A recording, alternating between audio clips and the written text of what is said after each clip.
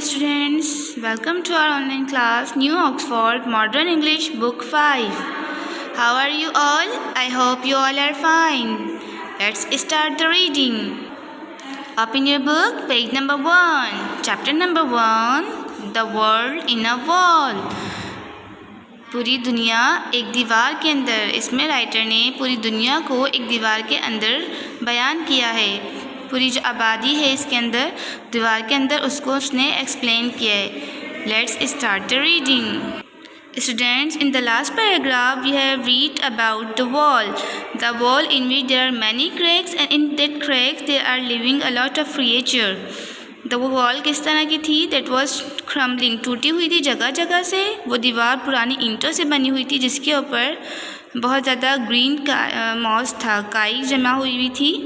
बहुत ज़्यादा मॉइस्चर था उस दीवार के अंदर, और विंटर्स और बारिशों की वजह से। और उसके अंदर जो इतने क्रैक्स थे कि उसका मैप हमें समझ नहीं आता था, जो कि सेवरल इंचेस वाइड थे। उन क्रैक्स के अंदर जो है बहुत ज़्यादा इंसेक्ट्स पाए जाते थे। Which kind of insects they are we will study in the next paragraph. Student, is it interesting?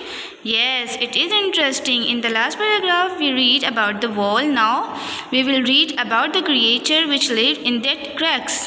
Let's start the reading. Put the date on the top of the paragraph. Okay, now let's start reading. The inhabitants of the wall were a mixed lot. जो उस wall के अंदर रहने वाले थे, उनकी जो kinds थी बहुत ज़्यादा काइंड के थे। मिक्स अलॉट, उनकी जो है मिक्स थे। कुछ इंसेक्ट्स थे, कुछ बड़े थे, कुछ छोटे थे। And they were divided into day and night workers. और वो डिवाइड थे, कुछ दिन के काम कर रहे थे, दिन में एक्टिव होते थे, कुछ रात में। The hunters and the hunted, कुछ दिन में शिकार करते थे और कुछ रात में शिकार कर होते थे। At night the toads and the geckos. Toads is the kind of a frog. Students, you have to underline the difficult words and write the meaning of the difficult words. Night के अंदर toads और घरेलू छिपकली, जिकॉस कहते हैं घरेलू छिपकली को, वो एक्टिव मेंबर्स होते हैं। Turn the page, next page, page number 2। Hunters at night geckos and toad and geckos were the hunters. वो शिकार करते थे। किसका शिकार करते थे? Their prey was the population of stupid. उनका जो शिकार होते थे वो किसकी आबादी होती थी? स्ट्यूपिड, बेवकूफ़, एब्सेंट माइंडेड क्रेन फ्लाइज, जो उनका दिमाग गैर हाजिर दिमाग, क्रेन फ्लाइज, मक्खियाँ, of all shapes and size. यहाँ पे इधर मॉस भी है, crane flies, moth, moth, here it is moth. The meaning of the moth is पतंगे। वहाँ पे मक्खियाँ होती थी, पतंगे थे, of all shapes and size, तो तमाम शेप्स और साइज़ के। And rotten beetles, rotten beetles कहते हैं गोल मटोल भंवरों को। hurrying with their night's work, जो कि अपना काम, रात का काम तेज़ी से कर रही होती थी। by day it was difficult to tell the difference between the prey and the predators. दिन के वक्त ये डिफरेंस करना मुश्किल होता था कि कौन शिकार कर रहा है और कौन शिकार हो रहा है। Everything seemed to feed off everything else. ऐसा लगता था कि हर कोई एक दूसरे को खाया हुआ है या खा रहा है। The hunting wasps search out caterpillars. जो शिकार करने वाली भीड़ थी, wasps मतलब भीड़, it's also the kind of insect. वो शिकार कर सर्च करती थी कैटरपिलर लार्वा को एंड स्पाइडर, मकड़ियों को। The spider hunted for flies. Spider किसको हंट करती थी? फ्लाइज, मक्खियों को। The dragon flies fed off spider, और जो बड़ी मक्खियाँ थी ड्रैगन फ्लाइज, वो स्पाइडर को हंट करती थी। And the flies, spider and flies, मकड़ियों और फ्लाइज, मक्खियों को हंट करती थी। And the swift multi coloured wall lizard fed off everything. अब जो बहुत तेज़ी से काम करने वाली मल्टी कलर्ड वॉल लिजर्ड थी, वो हर जानवर को, हर इंसेक्ट को खा सकती थी, खा जाती थी।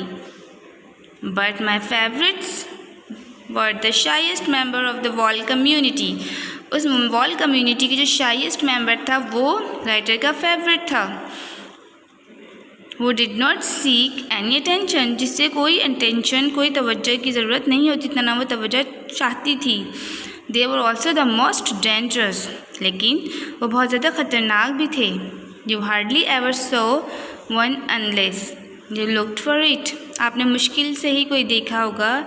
And yet there must have several hundred living in the cracks. हाँ, लेकिन उन क्रैक्स के अंदर सैकड़ों की तादाद में वो रहते थे.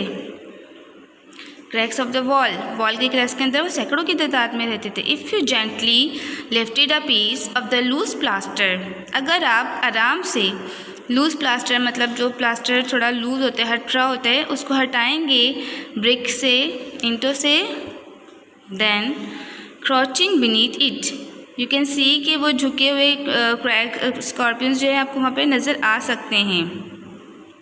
कहाँ पे? वॉल में, क्रैक्स के अंदर. It would be a little scorpion, वो बिच्छू हो सकते हैं. An inch long, 1 inch long, 1 inch लंबे. लुकिंग एज थो ही और made out of polish chocolate, और ऐसा लगता है जैसे आपको ऐसे उसकी लुकिंग नज़र आ रही होगी, देखने में ऐसे नज़र आ रही होंगे जैसे कि वो चॉकलेट की तरह जो कि पॉलिश की हुई हो. अंडरस्टैंड स्टूडेंट्स कि उसका जो फेवरेट मेंबर था कम्युनिटी का, उसका शाइएस्ट मेंबर कम्युनिटी का था, वो राइटर का फेवरेट था. That was a scorpion.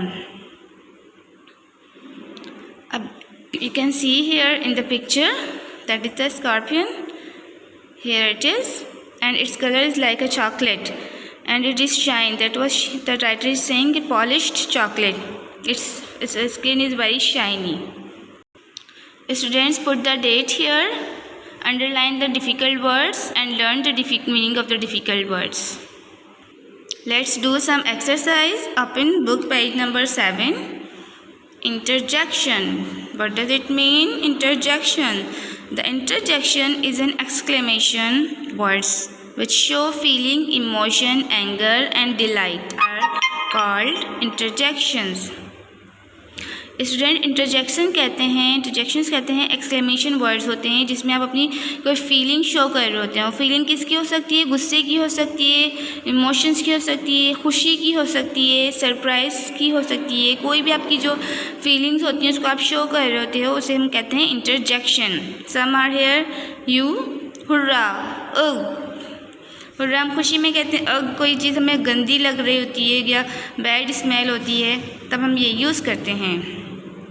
जब हम टायर्ड होते हैं, फीलिंग टायर्ड, तो हम यू यूज़ करते हैं. Okay students, you have to do this at your home. I am going to explain it.